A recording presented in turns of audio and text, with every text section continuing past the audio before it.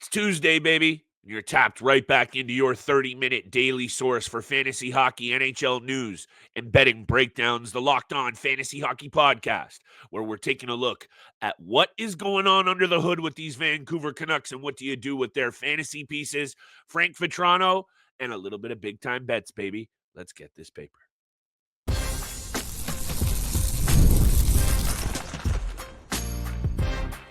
You're Locked On Fantasy Hockey, your daily podcast on fantasy hockey. Part of the Locked On Podcast Network, your team every day.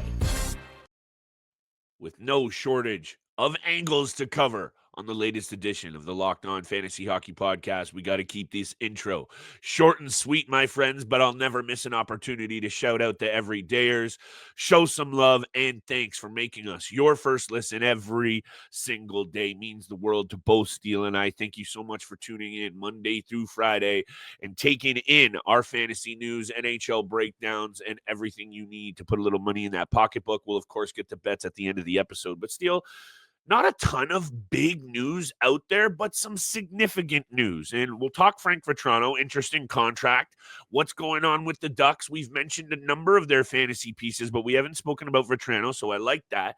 Jake McCabe, I don't know your take on this Garnet Hathaway scrap hit. Looked like he may have kicked him. I don't know about that. However, he's probably going to be out, and this is a good Leafs team. So there might be a fantasy opportunity that we can talk about and the meat and potatoes, and I'm excited to talk to you about this because I've been saying it now for a while. This team, the Vancouver Canucks, I'm not buying in, and I got a lot to say about what I think you need to be doing with their fantasy pieces. So, actually, I also have to say today's episode is brought to you by our friends at FanDuel Sportsbook. New customers that place a $5 bet and get started with $200 in bonus bets get $250 back, win or lose. Right now, FanDuel.com. Get started. Steele, over to you to get started. My bad about eating up too much time there.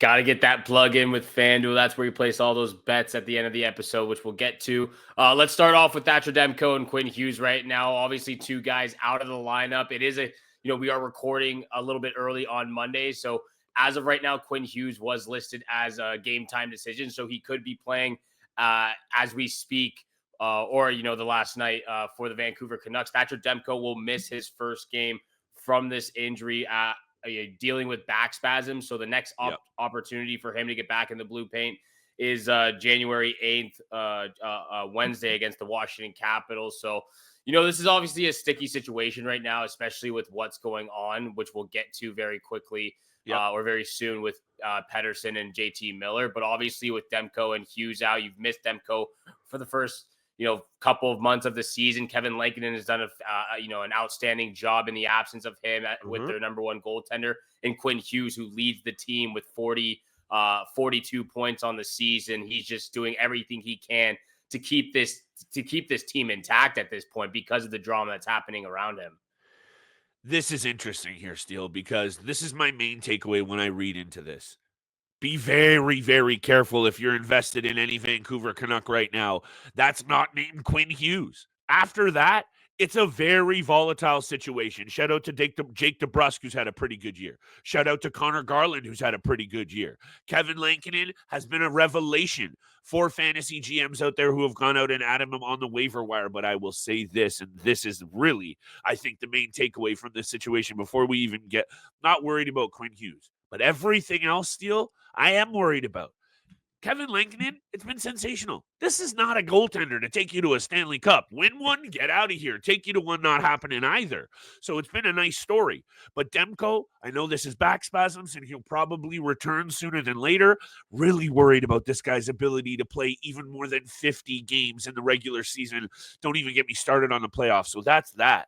But I would say be very, very wary. If you are invested in these Canucks pieces, peripherally, you can kind of plug and play. But if you're a Petey, you're a JT Miller, you're Demko, honestly, I've got my finger on the pulse here. I like to say that because I think things could turn south for Steele, a team that I was looking at their numbers, very middle of the pack across the board. They also allow a ton of shots on net, 14th in the NHL in power play proficiency, very similar on the penalty kill, just kind of very ho-hum.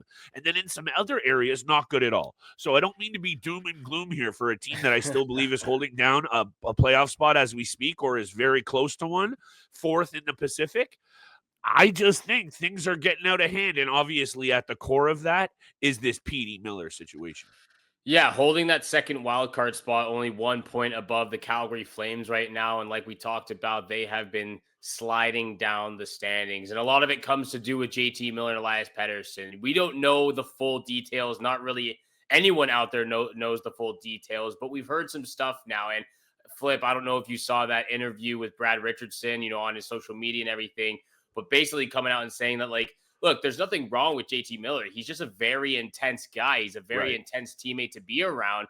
But I told him early on that if you continue down this road, if you continue what you're doing, you are going to lose Elias Pettersson's trust and lose his confidence in this team with how intense he can be with his teammates. So again, I think these are two guys who obviously have a ton of skill, kind of two different generations, two different mentalities when it comes to the NHL and what they need to do on a nightly basis.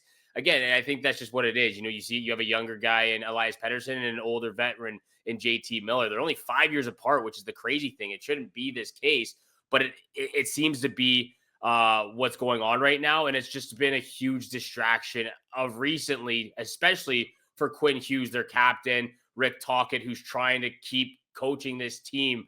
With what he's trying to do his job on a nightly basis, but he has to deal with this sideshow going on beside him with JT Miller and Elias Pettersson. So a lot of moving pieces right now. The fact that they're taking phone calls on both guys, I wouldn't think they would actually move from Elias Pettersson as they continue to look to the future. He's 26 years old, obviously that age gap. JT Miller to me would be the bigger piece and would be the more the frontliner to trade away if it came down to that. So it's surprised me to see that both those guys the Vancouver Canucks were taking calls on both guys. Maybe they're just, again, seeing what the market value is for both these players. But I think if anyone were to go, it would be JT Miller. And if that were the case, again, all rumors aside, New York Rangers, everything, I think if you're able to jump on him before a trade happens actually in the NHL, it could go very well for your fantasy team. Still fantasy value to be had here. It's just like I said, this is a potent mix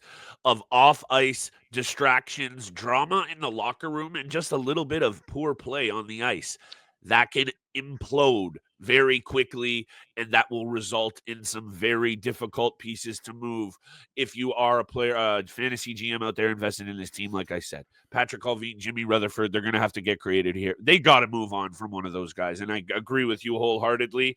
It's going to probably be JT Miller, who still brings so much value fantasy-wise, peripheral category beast. You've covered that angle.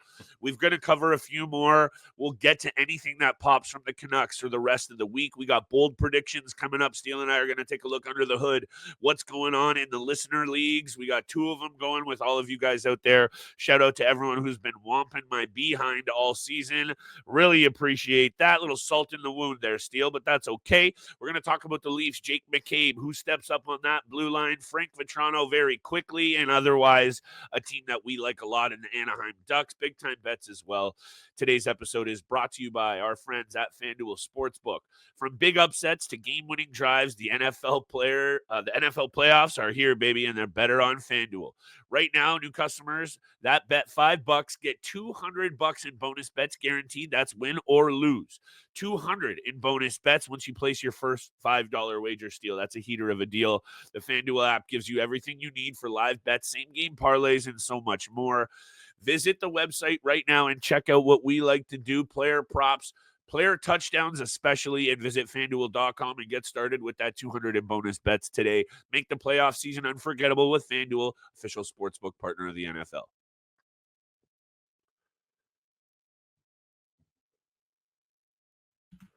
And thank you so much for making the Locked On Fantasy Hockey Pod your first listen every single day. Continue to smash that subscribe button, the follow button, leave a 5-star review.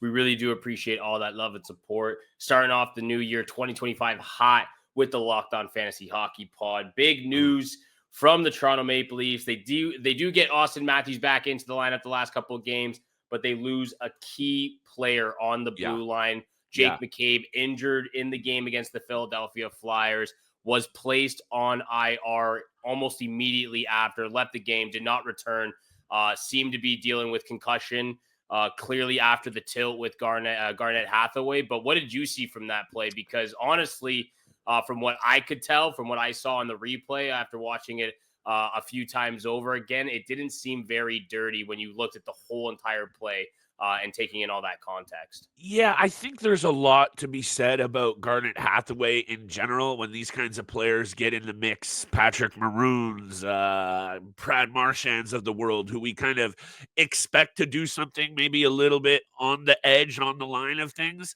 I agree with you. People were trying to make something of him trying to kick him or something. I think I saw on Twitter a little bit. I think we're stretching here. Yeah. Jake McCabe plays with a sandpaper edge. He went in there to mix it up. He knew what he was doing. He got filled in a little bit, and unfortunately, he got hurt. The ice surface deal, I don't know if anyone's been on there lately. She's a little bit hard. And when your face goes down like that, it's not going to end well. Is it ugly? Is it not pretty? Do I want to scream and rant and say, yeah, that was dirty because, our player as a Leaf fan got hurt? I'm not really here for that take. So I'm with you that I do think it was relatively clean. Max Domi running around throwing elbows. I understand you're frustrated trying to stick up for your veteran. Do not cost your team the game, and it cost him $5,000. But what I want to point out here, Steele, is that Jake McCabe, you mentioned it, valuable. And still valuable fantasy-wise with 11 points, 32 penalty minutes. He's eaten almost 20 minutes of ice time per night. You've highlighted this about this player before. Is he going to jump off the page with 2 and 3 and 4 point nights? Never. But last year, he finished with over 200 hits, over 120 blocks, and he's doing on pace for the same thing, if not better, this season. 72 hits, 68 block shots, and eating that minutes that I mentioned. So in terms of a fantasy piece that I actually have liked the games from that I've seen this year, Philip Myers is probably going to eat some more minutes here. Do I say run out and immediately add him? No, I do not. But someone is going to have to eat these minutes, Steele, in the top 4 on the blue line for a good Toronto team. And from what we saw, I think it's pretty safe to say Jake McCabe is going to miss some time. So pay attention. And if you need a D-man, I'd be taking a look at the Leafs because someone's going to get a good look here. Yeah, they will. I mean, Morgan Riley getting opportunity with Chris Tanev, Philip Myers, like you said, Oliver Ekman-Larsson, a whole bunch of guys getting some opportunity. But yeah, I mean, you look at Jake McCabe's fantasy value, and he was great last year. And again, not going to jump off the page offensively, but 32 penalty minutes for a banger league, 37 shots, but then the blocks and the hits is exactly what you're looking at as well. Yep. Going back to the play, it wasn't dirty at all. I mean, if you look at the entirety of what happened the previous 30 seconds, they're going into the zone. It was actually Jake McCabe, I believe, that was kind of leading Hathaway into Hildeby. Hathaway took the penalty, and the next McCabe's trying to draw another one, gets himself a penalty. They drop the gloves, and the fight breaks out. So, yeah, there was nothing to do. Hildeby looked good, by the way. Not to cut you off. Hildeby did look good. No, yeah. Hildeby did look good, so that could be an option for this week as well. Yeah. But, yeah, I mean, Jake McCabe dropped his gloves first. He was looking for a fight. Yep. And that's what happens. And maybe I missed something. I don't know if it was Jake McCabe landing on the back of his head or if it was Hathaway's knee landing in his face afterwards when they both went down. Regardless, there was nothing dirty about it. We've had conversations about Hathaway in the past.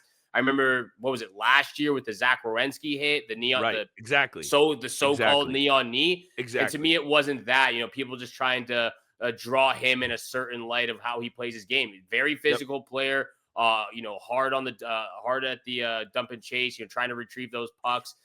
But that's his game style. Sometimes he goes a little bit across the line, but I've never seen him do anything super egregious where it's been very blatant.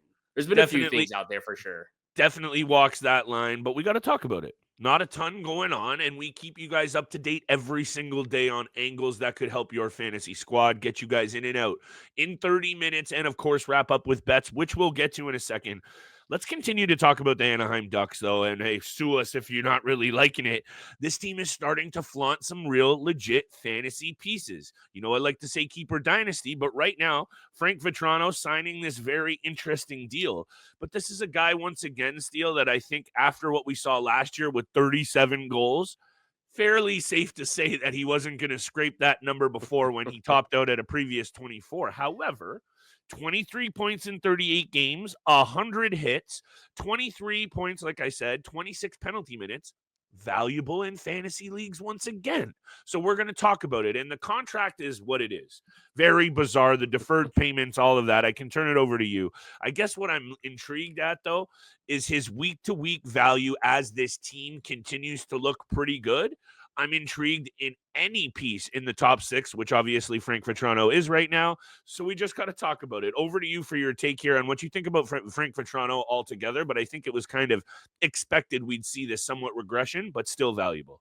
Yeah, and I think, there was definitely some money left on the table for Frank Vatrano, like you mentioned before we hopped on here. He maybe could have got a little bit more money, but when you look at the deal, actually, as 31 years old right now, short-term deal after a career year last year in Anaheim. He wants to stay there. He wants to be there. So this gives him a short-term deal where he gets to play his game over the next 3 seasons, showcase his skill set once again. Once he gets to 33, 34, sign another short-term deal with Anaheim or potentially another one of those clubs out west. And then this deferred money to 2035, $900,000 for 10, $900,000 a year for 10 years. So getting $900,000, $9 million overall from 2035 to 2045. Yeah, it's definitely a weird structured contract, but this gives him some room and some opportunity and some flexibility, of course, for the Anaheim Ducks, where he wants to be and he wants to play potentially for the rest of his career. So yeah, definitely some value with this player. Troy Terry, who we've talked about, the Ducks have been stringing together some very good hockey, like I talked about on yesterday's episode. Big dub over the Tampa Bay Lightning, 4-1. My boy Jackson Lacombe on the blue line looking good. Yes, sir. They've got a lot of very intriguing players. And, this is also very interesting because almost assuredly a year and a half ago, 2 years ago, we'd be talking about a guy who's not even in the mix right now, Trevor Zegras, as the person leading the fantasy charge here, and it's not. Frank Vatrano is on a very good line with Ryan Strome and Troy Terry. Love the balance there. So while this team is hot, I like to say get a piece of the lines that are cooking, and Troy Terry is. So that's good for Frank Vatrano. Mason McTavish, I like a lot. Leo Carlson, they still have. The blue line loaded with young talent, and then they add in Jacob Trouba, Olin Zellweger on the rise, Lucas Dostal, you know how I feel about that kid. But all that matters is what they're doing on the ice right now. Are they going to threaten for a playoff spot? No. But they're scoring goals, and I want a piece, Steele. So 6-4 in their last 10. We're paying attention. I'm ready to get to bets. I'm ready to turn it over to you again because your boy needs to pick something up. I'm starting fresh in the new year, Steele. I'm wiping the slate clean. I don't even know where my record is anymore because I've been spending more time on the road than in the lab. I'm going to start fresh in January. How's that? Let's have another big night, though. Over to you to take us there. That's what we do. New year, new me. We get after it. Clean slate in 2025. Big time bets coming up soon. But first, this episode is brought to you by Rocket Money. Did Rocket Money help you find any of those subscriptions you forgot about, or maybe that you were paying twice for? Because that's happened to me. I had a few subscriptions that I didn't even realize I was still paying for. And Rocket Money made it so easy to track everything down and get it into one place. Rocket Money is a personal finance app that helps find and cancel your unwanted subscriptions, monitors your spending, and helps lower your bill so you can grow that savings account. It brings everything together in one place, whether it's subscriptions, your spending habits, or even the goals you want to hit over the course of the year. Rocket Money has over 5 million users and has saved a total of $500 million in canceled subscription savings, saving members up to $740 a year when using the app's premium features. I've used it to cancel services I wasn't using anymore, and I've already saved a ton of money. Plus, with their goals feature, I've been able to automatically set aside money for my future. No more stressing about budgeting every single month. Cancel your unwanted subscriptions and reach your financial goals faster with Rocket Money. Go to rocketmoney.com/lockedon today. That's rocketmoney.com/lockedon.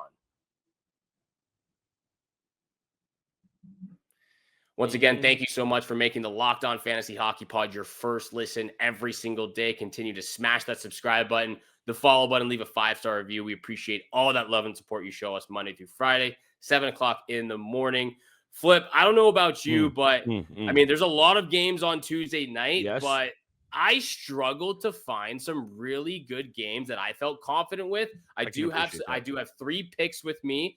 That I really do like, actually, but this was a weird board for me. I don't know how you felt about it, but some definitely some interesting games out there. Lightning have been kind of, dropping 2 games on the road. They're going up against the Hurricanes, Preds and Jets again, Wild and Blues rivalry. So I want to know where you're looking first and how confident you are going into Tuesday. I kind of agree with you at first glance, and sometimes that happens with these boards. And I still agree with you. I think it's also because that's a very indicative take on where we're at in the schedule. I mentioned that around the holiday season, now that we're back into regular swing, waiver wire is settled down, you can get a better feel there. But betting wise, very tumultuous time for handicappers in general. However, after a little bit more digging, your boys got you. And let me just pop off quick. Vegas rolls into San Jose, one of the hottest teams in the NHL, but I think you and I can also agree what we're seeing from these baby Sharks. Speaking of the Ducks starting to have some young pieces that are turning the page. By the way, how's that Celebrini Michkov conversation now going? I'm just saying. Look, I think both teams are going to get their steal. I didn't want to come on here and just not give the Sharks their offensive love that they deserve. Askarov, I'm seeing people asking about Askarov all over the place. Maybe we'll talk about the baby Sharks and Askarov a little bit on tomorrow's episode. That might be a good topic. But I'll say this. I like the over here. In the last 3 games between these two teams, combined for over 20 goals, 23 goals if I'm doing the numbers there, and you know me there. All I'm saying is this one's screaming high scoring to me. If you're feeling it, tease it down to 5.5 and cop out, add it into a parlay. But my first pick, Knights who are rolling, Sharks who are feeling it offensively, hit me with the over 6.5 as my first pick. Well, let's start there as well. I'm looking at that Golden Knights Sharks game right with you. I like the over 6.5. I actually went with the Golden Knights on the puck line at plus 110 against San Jose. They're 8-1-1 in their last 10 against the Sharks. And in those 8 games, they've won 6 by 2 or more goals. And in their last 10, like you said, they're 8-2-0. So the Vegas Golden Knights, the hottest team right now. I do think this is going to be a high-scoring game, maybe a 5-3, 6-3 type of situation like we saw recently in this matchup. So I agree with you with the over 6.5. I'm going to throw that in the parlay with the Golden Knights puck line at plus 110 for my first pick.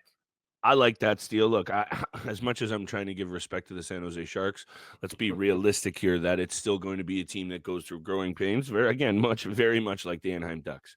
Speaking of growing pains, it's not really the same situation given how veteran-laden this Pittsburgh Penguins club is. But Sidney Crosby, after 2 tough losses here, Steele, shootout version, and then an OT version, and he's been somewhat quiet in the assists front. And you know what I like to say about my favorite player of this generation, when he's at his best, very much like Connor McDavid, we know he can shoot the puck. We know he can score from every angle and via every way he'd like. He's at his best and most lethal when he's creating chances, driving the play, dishing in high danger scoring chances. And this team needs wins. They can't keep dropping ones. They need 2 points every single night against weaker opponents. And no offense to the Columbus Blue Jackets, who you and I have spoken about for streams. We've spoken about their improving, needle pointing in the right direction and all that. The Pittsburgh Penguins are 7-1-2 in their last 10 against the Columbus Blue Jackets, and I think Crosby continues to do what he's done his entire career against Columbus. Feast. Hold on. Here we go. Hold on. I got it right here. I was really rolling there for a second. You were rolling. I was on the edge of my seat. 43 career regular season games for the captain. 41 anytime assists. So the second pick, not the lock of the night, because you're going to like that one even more. My second pick, Sidney Crosby, anytime assist. I'm loving the pick. I'm loving the drama. You're leaving me on the edge of the seat. I know. I'm sorry. I butchered the intense pause. No, that was an intense pause. I was waiting for you to drop the bomb. Appreciate there. that. And hey, Sidney Crosby, anytime assist, loving it out here. Second and third pick for me. In the same sense I talked about with the Montreal Canadiens on Monday. And how they've been playing recently. I'm also feeling that same way against about the Anaheim Ducks right now. So I'm going to go with the Ducks on the money line. I love that. Plus 112 at home against these Calgary Flames. We didn't even plan that. That was lovely. Yeah, they're 4-1-0 in their last 5 games. They're stringing together some really good hockey. The top 6 group, especially Frank Vatrano, Ryan Strome, and Troy Terry right now are absolutely killing it. As that top line. So I like the Ducks on the money line. Give me that plus money as well. Lock of the night for me, though, Maple Leafs on the money line against the Philadelphia Flyers at minus 146. They're 9-1-0 in their last 10 against Philly. a big overtime win. Morgan Riley gets the game winner, just on the weekend as well. 3-2 victory for the Toronto Maple Leafs. So lock of the night for me. Easy one with this one. Maple Leafs money line. Maple Leafs money line, lock of the night for me as well, pal. No side bets here. The Toronto Maple Leafs took care of business against the New York Islanders in back-to-back neat and tidy fashion. Was it a little sloppy against the Boston Bruins? And am I going to put that one in the Louvre of wins? No, I'm not, but it's still a big dub against your arch rival who has your number, and you came back and you got it done. And then that translates into a big overtime win. This team is going to start to roll, and especially Steele against a team that they've dominated over the last 10 in the Philadelphia Flyers. And here's another little degenerate wrinkle for you. I don't know if you saw it. And if you don't buy into these angles, have a look at what Morgan Riley did the other night against Philly. The Toronto Maple Leafs have their mentors trip for these guys right now. They can bring anyone. It's not just dads. It's people they look up to in their life. And it was Morgan Riley's older brother watching him for the first time in a long time, and he played sensational and buried it. This team is up. They're motivated, and they are playing great hockey. Are they going to win the Stanley Cup, Steele? Are we getting out of hand a little bit? Not yet. We'll leave time for that. But they're playing great hockey against a team that they have their number for a while. Lock that one in on the money line, puck line, however you want to get it down. That's the lock of the night for me as well. Yeah, and it starts here, the race for the top spot of the Atlantic Division. They hold a couple-point lead over the Florida Panthers. Again, big game starting here on out for the Toronto Maple Leafs. That is the lock of the night. Those are the big-time bets for Tuesday. Thank you so much for making the Locked On Fantasy Hockey Pod your first listen every single day. For your second listen, though, make sure you go check out the Locked On NHL podcast, where this season never ends, providing national expertise with a local perspective. Part of the Locked On Podcast Network, your team every single day. Make sure you're staying tuned in all week long. We're going to be making some new segments, deal or no deal, doing mock trades for your fantasy leagues. We're going to break down both the casual and competitive leagues, where Flip and I currently stand in the first week of 2025. From both Flip and I, we wish you good luck with your weekly matchups, your bets tonight, and we shall see you back here again tomorrow. Peace.